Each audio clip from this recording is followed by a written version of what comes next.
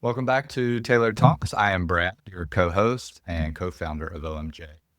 To my right, Mr. Will Jones. Hey guys, how's it going? And Miss Kendra Cheeseman. Hi, how are y'all doing? So every 4 to 5 episodes, we kind of talked about we wanted to do something a little bit interesting and do a mailbag where we get questions that we've gotten just throughout our years, or we get questions all the time. People send questions through social media. We've had people email questions. Some of the top things that I think will go a long way with helping folks understand either custom clothing or even the clothing business. The question I hear most is how do you start a clothing business? So That one. yeah, that one. That's a very easy answer, right? Yeah, but it's something that I always enjoy answering our questions that we get. It's kind of fun. I feel like I kind of learn and grow as people ask these questions. It forces me to think about it, even though I know the answers, but maybe give a concise answer to them. So really looking forward to today, and then probably a little bit quicker podcast today, and then we'll be back in 2 weeks. So we'll get into it. First off, how are you guys doing this week? It's good. Elated to be here. Okay. Yes. We usually do these on Fridays. So, it can go either way. Well, we'll just get to it. All right. So kind of simple. We've printed out lots of questions, and one day perhaps we'll do a YouTube, Instagram live at the same time. So we're not there yet, but that might be cool as well. So I'm just going to pick a question. Kind of one that I get a lot is, I have a funeral coming up and no black suit. Is it okay to wear something else? Black, is kind of synonymous with funerals. Is it okay to wear something else? Do you have to have black? And that is from Mr. Anthony J. Well, for me at least, I would say that it is okay to wear, a suit of a different color other than black, as long as you coordinate the tie, say, to match the suit. So if you've got like a darker hue of, say, blue or navy, then following that up with a dark blue or navy tie. And it sort of gives it an air of formality as well. Right. Yeah, because I feel like dark colors are best. But then sometimes you have some funerals that it's actually a color dress code too. Sure. Like a real celebration of life. Yeah, Sure. sometimes people do all white. Right. And everybody in attendance has to do all white. So And I think it's it's kind of cultural. it's a cultural kind of thing, like a rule of what you have to wear. So I think kind of following the guidelines, but if there's no guidelines, I think like a dark color. Yeah, dark charcoal, navy. I kind of look at it as, being respectful as well. So, I know we get plenty of guys who love to talk about how they don't ever have to wear suits to work and all that fun stuff. But sort of honor. And I think be respectful and honor. Like, this is your time to not wear khakis and a polo. So, Sure. Yep. Oh. I'll let you go next. All right. So one question that we get quite often is, are there any, say, podcasts or anything else like that out there where, clients, prospective clients can sort of glean some wisdom from guys in the menswear world? So from Bill S., he had asked where he could find some of those great menswear podcasts. And for me, I would recommend looking at Blammo. Yep. That is with an exclamation point, via, say, Apple Podcasts, hosted by Jeremy Kirkland, who's just extremely knowledgeable in the space and has great guests as well. A lot of industry leaders, from Orla Brown to Sid Mashburn to Matt Horan, Todd Snyder. Yeah. And just sort of covers all facets of menswear, classic menswear in particular. Do you guys have any? I mean, I feel like the menswear podcast has gone by the wayside. Yeah, I was like, I got nothing. Well, literally nothing. And literally, that was kind of my next point as well. There are a few follow-ups, like How I Suit Up, which is no longer current, but there are past episodes that you can dip into. And another one called Hand Cut Radio. That's a big rewatch Blammo, because I'm curious now, because it's just not something. And one last one I'll mention that kind of ties in the cinematic quality that we like to leap into from time to time, clothes-wise, is from Tailors with Love. Okay. In the context of the Bond world. So, but again, a lot of these are no longer hosting new episodes. Love it. Interesting. I've got a question from Brian B. What is up with the no belt loops? And can I wear no belt if my pants have belt loops? Yeah. I mean, I think it's a more modern take for guys that are looking to maybe subtly stand out a little bit. I love no belt loops. You know, I'm looking at it a lot of times as elements of jacket, pant, shirt, tie, you know, as we've started to wear more ties, and, you know, belt just kind of adds another colorway there that I may not, you know, necessarily be wanting to even mess with, you know. Sure. So I think it's a clean look. It can really create symmetry between, you know, your torso and your lower half as well. You know, you don't have something breaking up that silhouette. So, you know, I personally love the look, but, you know, You as well. it's not for everybody, but, you know, it's also, even if you have belt loops on your pants, you don't have to wear a belt either.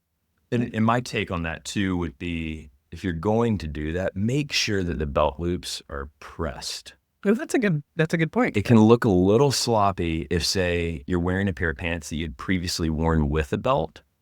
I think that you know, They're like a little more loose. Totally, that can kind of impact the overall look, you know, not necessarily a favorable way. I think for me, it'd be more like function. Like sometimes you actually need to wear a belt. Like, so for the people, like, it's depending on your body type, I would go that way. Like if it's something you need. Yeah. Because that's the worst thing, is like you being really real dressed and your pants are not laying where they need to because they can't. It's so subjective. Really? Oh, that's great. From Michael S. Where do you get all of your good bourbon? And to Michael, I would tell you, go listen to episode 4. We had our good friend and Trey Wade, who is just very involved in all things in the bourbon world. He currently works for Molson Coors, who acquired Blue Run, who he's with, and he's their chief experience curator. So he is just so kind, and literally he will bring bourbon in, boxes of bourbon, and put them on our shelves. I realize that we are incredibly fortunate for this relationship. You know, we know a guy that can make nice clothes for Trey as well. So I feel like, you know, there's a bit of a quid pro quo, but he literally will bring in bottles of Weller and put them on our shelves. And a font of knowledge at that. Yeah. Yes. He's always teaching. Always sharing. Yeah. It's all as about well. community for him. So, you know, yet again, we will sing Trey's praises, but that's where the bourbon comes from. And if you'd like to know more about bourbon, all things bourbon, we did a great, like I said, a great episode on episode 4. Go back, go check it out. Totally. All right. From Andy T. What is a go-to watch for my new custom OMJ suit? So one thing that we've started to do here in the store is carry vintage watches, which is something that Brad and I especially are supremely passionate about. And my, I guess, hard and fast rule would be, depending on the style of the suit. So if it's more of a formal suit, or say even a tuxedo, maybe opting, you know, for something that perhaps has, you know, maybe an alligator strap, you know, some sort of hide perhaps Leather as well. strap, something like that. Totally. Something with maybe a little sheen to it perhaps, and looking for more of like a dress watch, something that can easily slide under a cuff. And then, you know, if you wanted to go for a more sportier look, or say like a suit separate, you know, any of your sports watches, you know, high end being, say, Rolex. And you can find a lot of good deals even in the Seiko quartz space within the market too, and kind of all points in between. Any good like starter watch you would recommend? You know, leather strap, you know, maybe doesn't have to break the bank option, which there are plenty of those. It definitely can. Plenty of watches I will never ever have in my life. But I do love. Don't speak to us. Yeah, anything, you know, lower, and before you answer that, I will also say a lot of the vintage watches we are carrying are that sub $500 mark. You know, these are classics, timeless. They'll last forever. They're a lot of times they're going to be leather strapped, but we also have quite a few different ones. But yeah, anything specific, again, sort of entry and then maybe higher end. So entry wise, I would look at, say, the Seiko 5. I think is a great place to start. So many different colors from like dial variations and so forth. You can find those for around $100. And, you can easily switch out straps and so forth as well, kind of dress them up, dress them down. It's also a good entry point for learning about movements. Seiko 5, does have an automatic movement, which means it does not operate with, say, a battery, but instead operate by way of the watch literally being on your wrist and your movement as you with kind it. of move. Totally. So I think that's a great place to start. Within that space as well, you can find some watches that do have a quartz movement that are perhaps a little bit more formal in nature, possibly that, they come on, say, a leather strap as well. You might find some watches that are gold plated in that space too. And then on up, you can, go, into some of the heritage brands like a Rolex, like an Omega, like an IWC, like a JLC. Right. And then, for me, because, I was in this boat, so I wanted something, but, what I really wanted, I could not afford. So I can't just go get Patek Philippe with my first watch, although I would love that. My wife would kill me. But I really sort of gravitated to, that's one reason I gravitated to the vintage watches, is you can get a lot more bang for your buck. You can get in the Omega range for sub $1,000, and you've got just a phenomenal watch. And they're not as ubiquitous either. Right. It's very subtle. I mean, they kind of fit my mantra. It's not going to be a huge 44 millimeter on your wrist. You're probably going to be looking at 32, 34, 35 millimeter Longines, which I'm wearing today. I mean, that's a great. Yeah, you can find those for sub 300. Universal Genève. Yep. So there's Doxa. a lot of good options that aren't crazy expensive, but do have the heritage as well of a really well brand name. And if you're wearing that and somebody who is very into watches sees it, you could be wearing a $200 Longines, and they're going to be like, "Oh, I really like that." Sure. So, all right. From John W., what is the average cost of a custom suit, and what does that cost include? A bit of a loaded question there, Yeah. Mr. John. So I would think really a custom suit, kind of your basis is like jacket and pants, of course. Yeah. But a lot of people have Two-piece done suit, yeah. vested also, which would make it a 3-piece. I really feel like jacket and pants is kind of the easier price point to do, just for people that don't know, because I feel like a vest is sometimes a little extra if you don't wear a suit often. Yeah. So I feel like it's kind of like jacket and pants is entry point, vest would be a little step up. Right. But I feel like the average probably custom is around $1,095. I feel like that's average almost everywhere. Yeah. And, for that, I mean, I think the differences in a custom suit versus a $500 off the rack, is it monetarily, it might be $500-$600, but I mean, it's a world of difference in how long they're going to last. Even, they may even be identical fabrics, but the inner workings of that suit are just going to be incredibly, I would say, we'll speak for OMJ. Yeah. Our suit inlay, canvas, very high-end canvas inlay. Your lapels are not going to be creased. So like you can fold it up and then they're going to go back perfectly. And then how it's made for your body and your posture. And, are your shoulders sloped? Are they set back? Are they set forward? Or you have a longer torso? I mean, these are all things that are what makes the suit either feel comfortable or not comfortable. So if you're 6'180", you can sure go buy a 40 off the rack just about anywhere, and it's going to look great. But like, if you had a custom suit, A, it's going to last longer. B, the inner workings are going to be much better. C, when you take that jacket off at the end of the day, you're not going to be, sore. as you would with an off the rack. I think too is you really get the element when you do a custom suit of choosing things. Like if you're getting off the rack, you don't get to choose your buttons. 100% You don't true. get to add little things to it. So, and I would kind of question if you can get a suit for $500 at this point. Well, I think, I think J. that'd be- Crew, folks are looking at like a J. Crew, and I get it. If you're in great shape, like J. Crew, the Ludlow, I mean, it's a great, Sure. theoretically, Yeah. they use great fabric.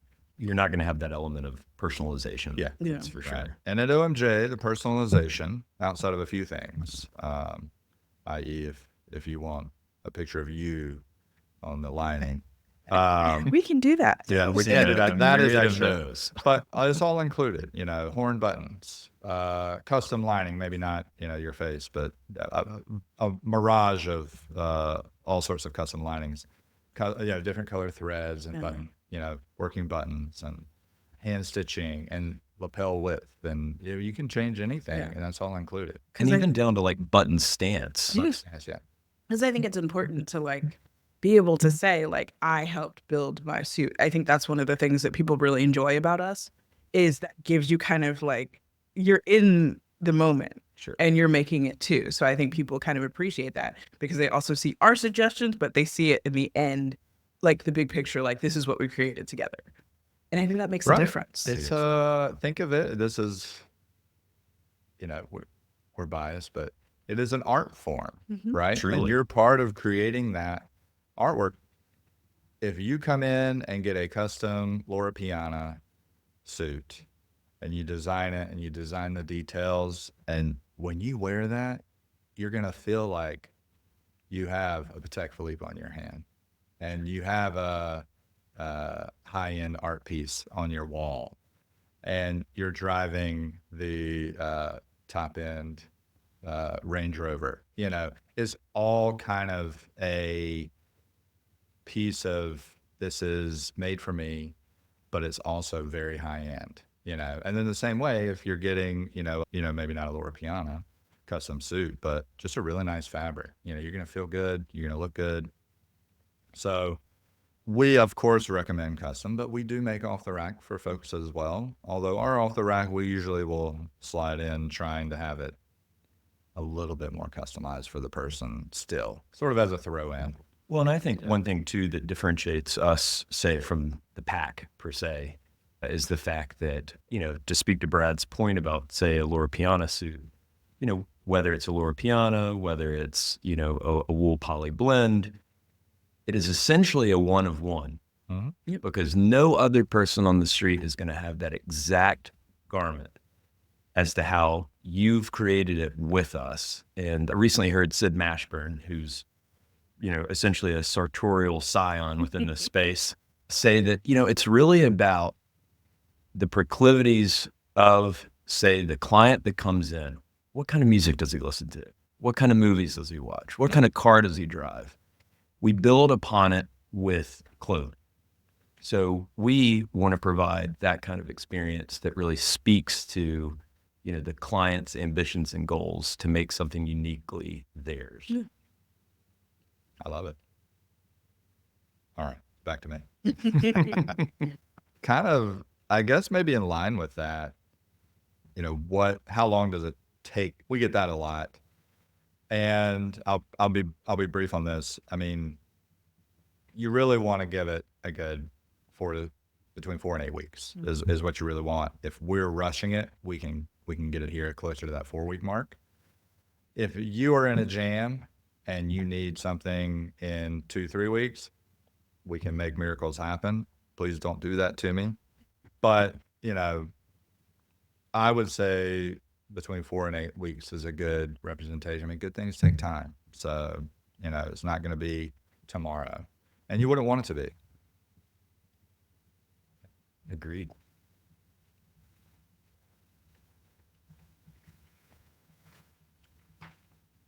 All right.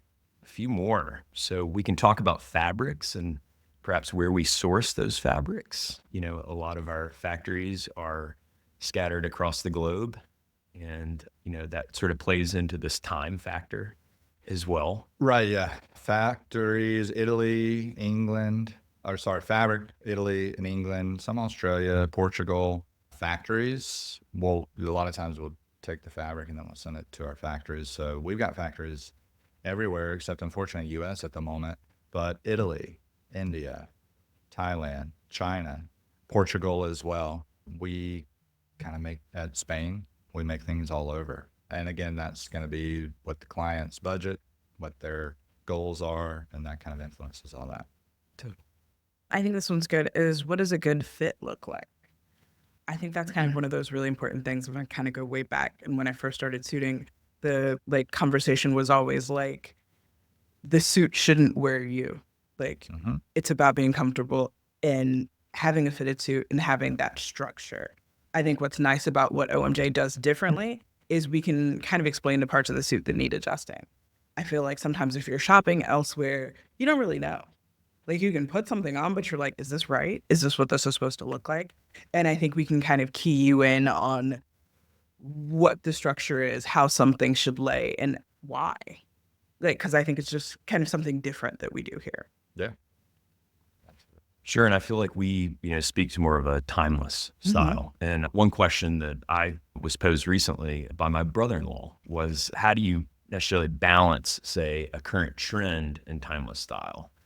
And that is something that we talk about frequently with our clients, as far as, say, a lapel width or jacket length. And, those are things that we try to tailor to the customer or client, literally and figuratively. But it is something as well that, down the road, if you want to make an alteration, we can do that. And we do sort of thrive in that timeless classic space to where, say, 10 years from now, you'll still be wearing the same suit. Right. Yeah. Our goal is for you to have it forever. Now we do have a few guys who really want to make it on trend. That's great. We're happy to oblige as well. And I think a lot of them sometimes meet in the middle. I think that's what we end up doing in a lot of the appointments is kind of like, you want this like Tom Ford 5-inch, but let's do maybe a 4. Yeah. Sure. Yeah. Sure. Like, not that Tom medium. Ford's style is going to change, but it's kind of, sometimes you're not Tom Ford. It's like you can kind of be close. I love that. Yeah. So Kyle P, he asked, the first thing you notice in a suit, and then also how fast can you spot an OMJ suit in the wild? So I'll take the last one. Although the first thing I usually notice is going to be like the lapel and how well that lapel is made. How's it rolling? That's the first thing I look at. But in the wild, I can spot an OMJ instantly. I'm a bit insane. I can actually tell what brand you're wearing, no matter what suit you're wearing. So if I look at the first thing, people will bring in other jackets, and I look inside, I can instantly tell not only the brand, but the factory it was made in as well. And the fabric code. And the fabric code. A lot of times the fabric. I just love that stuff. I love it. It's fun for me. This is not, for everybody, I get it. But I just love being able to say, oh, this is I had a guy, he was bringing in some older garments that he was he was so upset that they didn't fit anymore. And, I was looking at these and they were phenomenal. I mean, they were old, Zegna pieces. Bruno Cucinelli. And I was like, these are phenomenal. And I know where they're made. And they were made in the 90s, but we can absolutely tweak these and bring them back to life. Again, they were not OMJs, but I love seeing, no matter when it was made, well-made stuff. And I can always tell instantly. Not everybody can or will. And, they don't do this for a living, but yeah, if you walk in, I'm probably going to open up, and you're not wearing our jacket, I'll know. But I'll probably open up your jacket and look around. I've learned the hard way. Who are you wearing? Why are you wearing? Yeah. Amazing. Anything y'all look at first? I probably notice lapel and panhems. Oh, yeah. Because Sure. I just notice variations. Yeah. And like, because I'm a woman, I'm probably more than likely looking at shoes first anyway. True. So Yeah. that's rough. We've had a question, what's sort of like a quick, easy upgrade that is very impactful is your shoes. Totally. Yeah, and people don't realize how important shoes really are. Especially if you're wanting the attention of a woman. Yeah, that's Great women are getting shoes started with a too. cheap suit. It works. The other way around, it does not. It does not. Yeah. Yeah, for me, it's the personalization details. You might notice, say, hand stitching, on a lapel. You're seeing some of that with some off the rack pieces, but ours just has a different sort of drape and so forth from like fabric perspectives and how the jacket ultimately hangs, and those are usually some of the things that I look at as well. Okay. All right.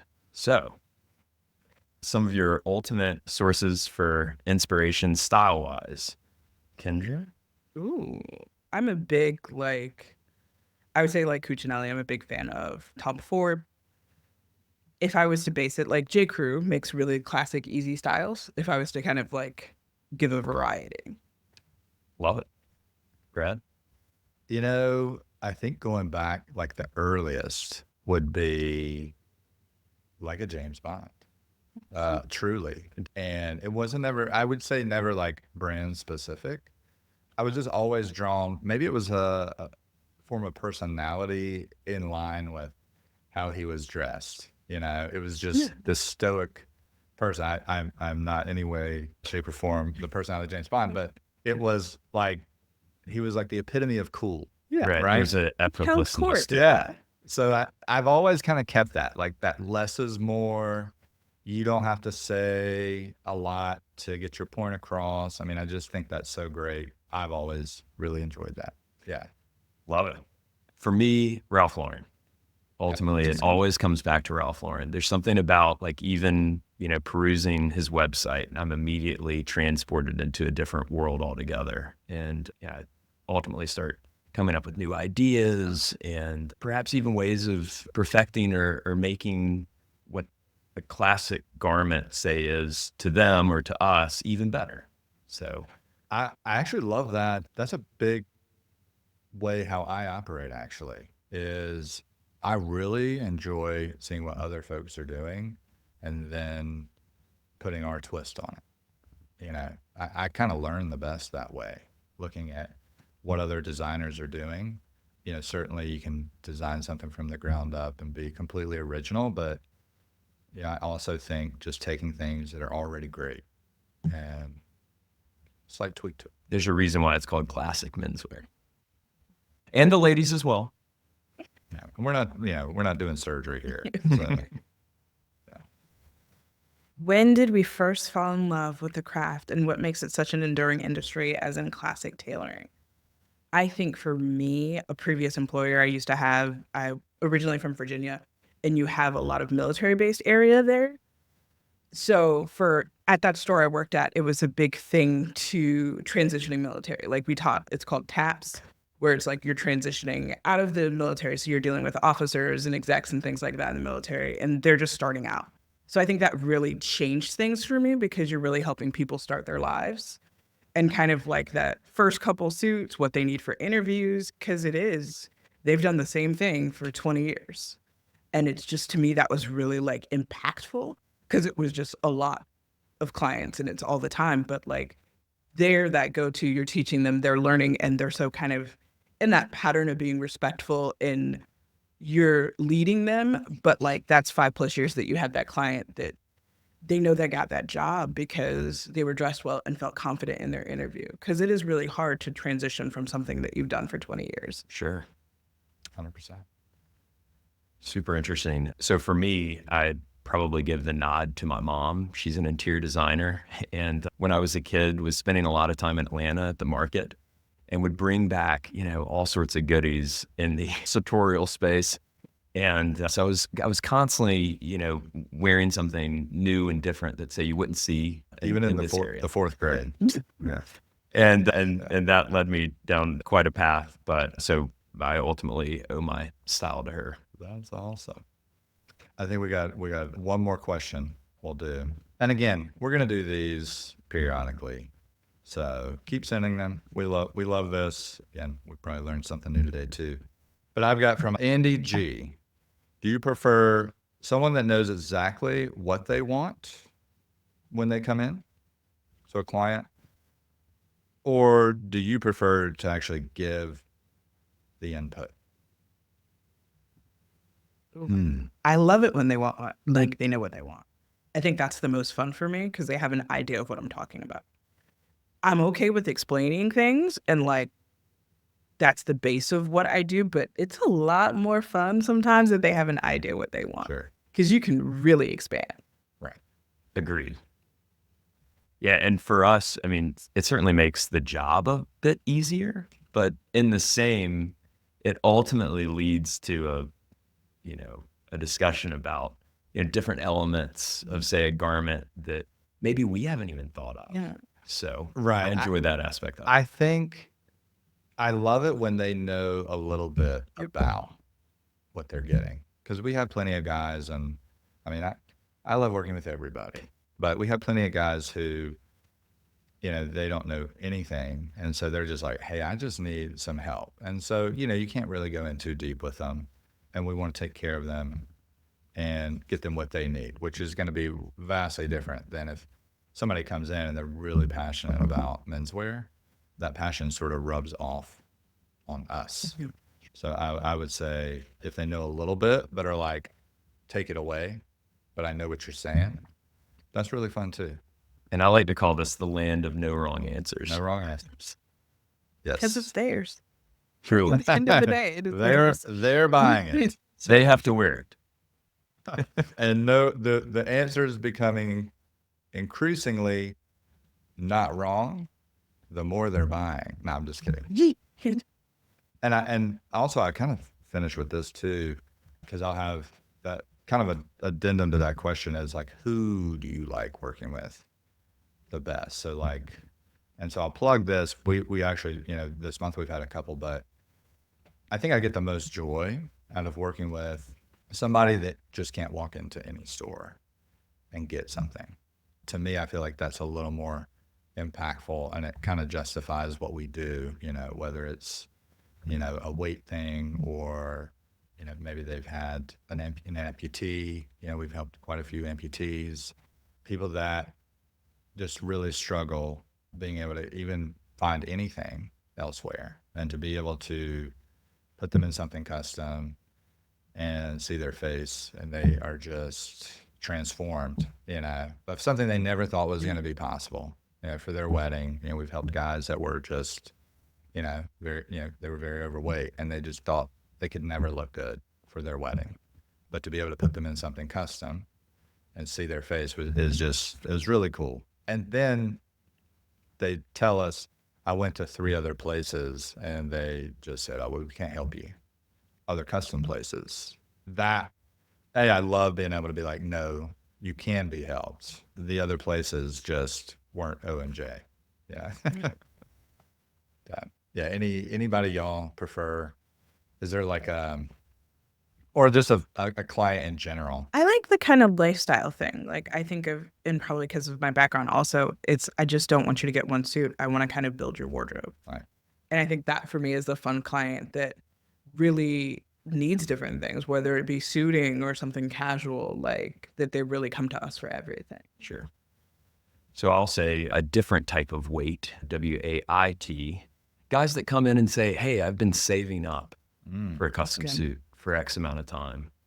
And it's just super gratifying to see, just their facial expression after maybe having a sip of whiskey and flipping through some swatches. So that's really rewarding for me to see as well. Because I think we get all kinds of clients, and that's the part I love about this is we get everyone. We also get women coming in and shopping with us, and like to think it's a change in flux in women's wear too, where suiting is coming back, and sadly, there's not a lot of places these women can go. Sure. So it's kind of like we can kind of do double duty and kind of change the dynamic. Yeah. All right. I love it. Thank you guys. Thank you for submitting your questions. And we'll see you in a couple weeks.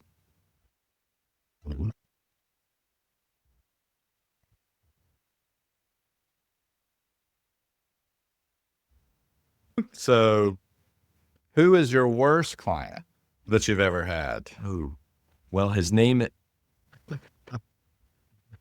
Well, we will not divulge any names, but Yeah. suffice to say, they're no longer a client. I would imagine.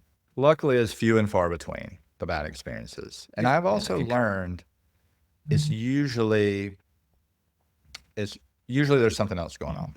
Yeah. We like working with reasonable people, 100%, but you never know what somebody's going through, having a bad day. So, we could just be the last stop on the crazy train that day. And, I think it took me a long time to get to that point where I realized that, but I think most people want to be reasonable. And thankfully, most of our clients, 99.9%, are phenomenal, but this is a world that we live in, and there are people that are not great people, and they do venture through our doors sometimes. So, we smile, and depending on my mood, I may march them right back out the door or refuse to work with them. And their names are. But next episode. Yeah.